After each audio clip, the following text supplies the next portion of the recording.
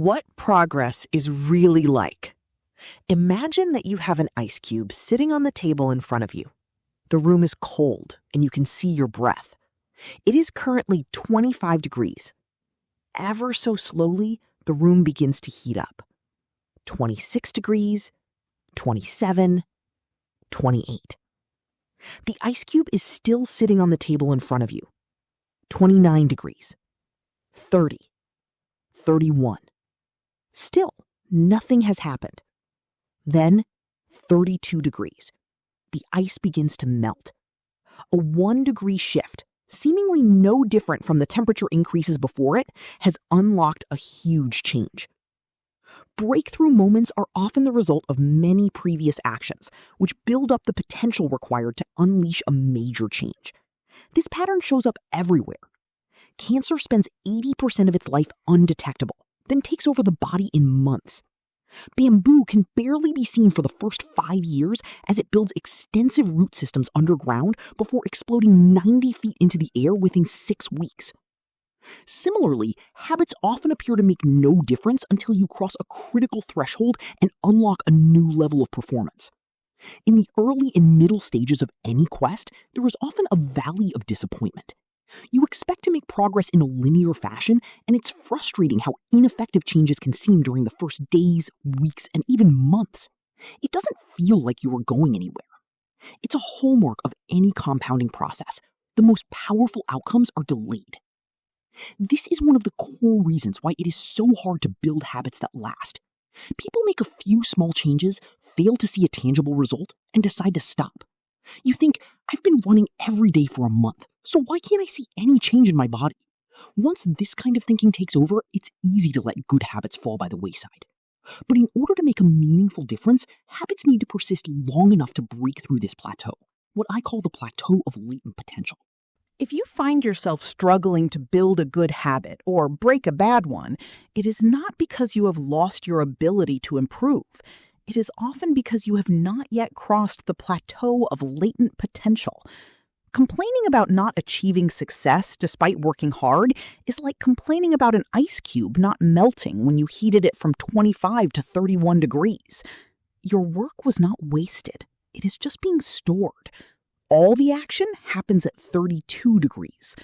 When you finally break through the plateau of latent potential, people will call it an overnight success.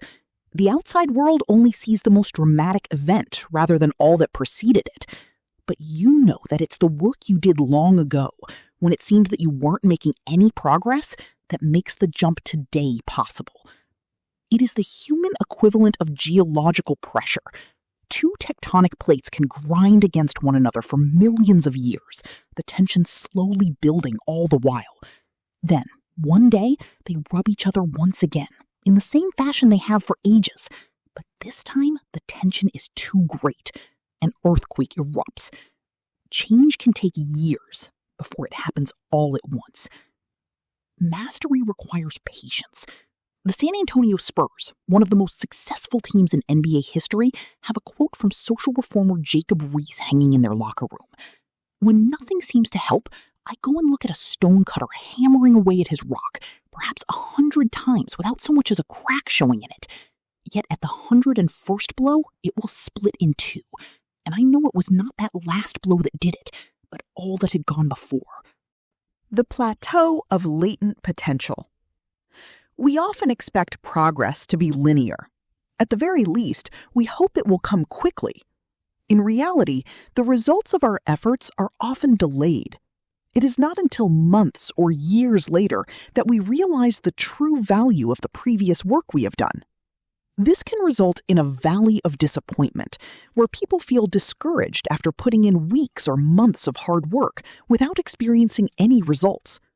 However, this work was not wasted. It was simply being stored. It is not until much later that the full value of previous efforts is revealed. All big things come from small beginnings. The seed of every habit is a single tiny decision. But as that decision is repeated, a habit sprouts and grows stronger. Roots entrench themselves and branches grow. The task of breaking a bad habit is like uprooting a powerful oak within us.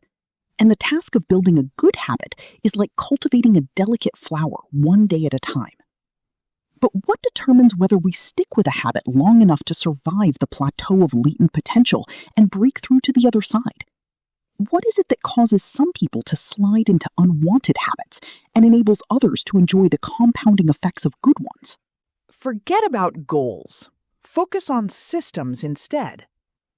Prevailing wisdom claims that the best way to achieve what we want in life, getting into better shape, building a successful business, relaxing more and worrying less, spending more time with friends and family, is to set specific, actionable goals. For many years, this was how I approached my habits too. Each one was a goal to be reached. I set goals for the grades I wanted to get in school, for the weights I wanted to lift in the gym, for the profits I wanted to earn in business. I succeeded at a few, but I failed at a lot of them. Eventually, I began to realize that my results had very little to do with the goals I set and nearly everything to do with the systems I followed. What's the difference between systems and goals? It's a distinction I first learned from Scott Adams, the cartoonist behind the Dilbert comic. Goals are about the results you want to achieve. Systems are about the processes that lead to those results. If you're a coach, your goal might be to win a championship. Your system is the way you recruit players, manage your assistant coaches, and conduct practice. If you're an entrepreneur, your goal might be to build $1 million business. Your system is how you test product ideas, hire employees, and run marketing campaigns. If you're a musician, your goal might be to play a new piece. Your system is how often you practice, how you break down and tackle difficult measures, and your method for receiving feedback from your instructor. Now, for the interesting question, if you completely ignored your goals and focused only on your system, would you still succeed? For example, if you were a basketball coach and you ignored your goal to win a championship and focused only on what your team does at practice each day, would you still get results? I think you would. The goal in any sport is to finish with the best score, but it would be ridiculous to spend the whole game staring at the scoreboard. The only way to actually win is to get better each day. In the words of three-time Super Bowl winner Bill Walsh, the score takes care of itself. The same is true for other areas of life. If you want better results, then forget about setting goals. Focus on your system instead. What do I mean by this? Are goals completely useless? Of course not. Goals are good for setting a direction, but systems are best for making progress. A handful of problems arise when you spend too much time thinking about your goals and not enough time designing your systems. Problem number 1. Winners and losers have the same goals. Goal setting suffers from a serious case of survivorship bias.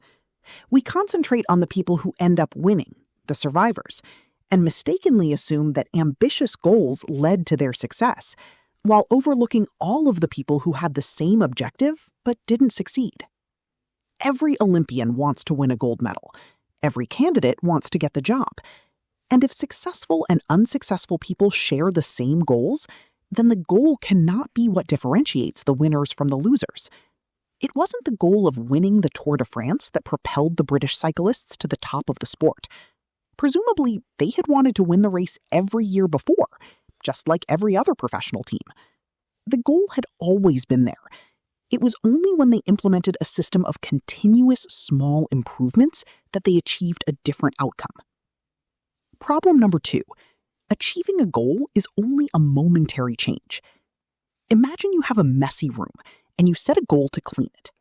If you summon the energy to tidy up, then you will have a clean room. For now. But if you maintain the same sloppy, pack-rat habits that led to a messy room in the first place, soon you'll be looking at a new pile of clutter and hoping for another burst of motivation. You're left chasing the same outcome because you never changed the system behind it. You treated a symptom without addressing the cause. Achieving a goal only changes your life for the moment. That's the counterintuitive thing about improvement. We think we need to change our results, but the results are not the problem. What we really need to change are the systems that cause those results. When you solve problems at the results level, you only solve them temporarily. In order to improve for good, you need to solve problems at the systems level. Fix the inputs, and the outputs will fix themselves. Problem number 3. Goals restrict your happiness. The implicit assumption behind any goal is this: once I reach my goal, then I'll be happy. The problem with a goals-first mentality is that you're continually putting happiness off until the next milestone. I've slipped into this trap so many times I've lost count. For years, happiness was always something for my future self to enjoy. I promised myself that once I gained 20 pounds of muscle, or after my business was featured in the New York Times, then I could finally relax. Furthermore, goals create an either-or conflict. Either you achieve your goal and are successful, or you fail and you are a disappointment. You mentally box yourself into a narrow version of happiness. This is misguided. It is unlikely that your actual path through life will match the exact journey you had in mind when you set out. It makes no sense to restrict your satisfaction to one scenario when there are many paths to success. A systems-first mentality provides the antidote. When you fall in love with the process rather than the product, you don't have to wait to give yourself permission to be happy. You can be satisfied any time your system is running. And a system can be successful in many different forms, not just the one you first envision. Problem number 4. Goals are at odds with long-term progress. Finally, a goal-oriented mindset can create a yo-yo effect. Many runners work hard for months, but as soon as they cross the finish line, they stop training.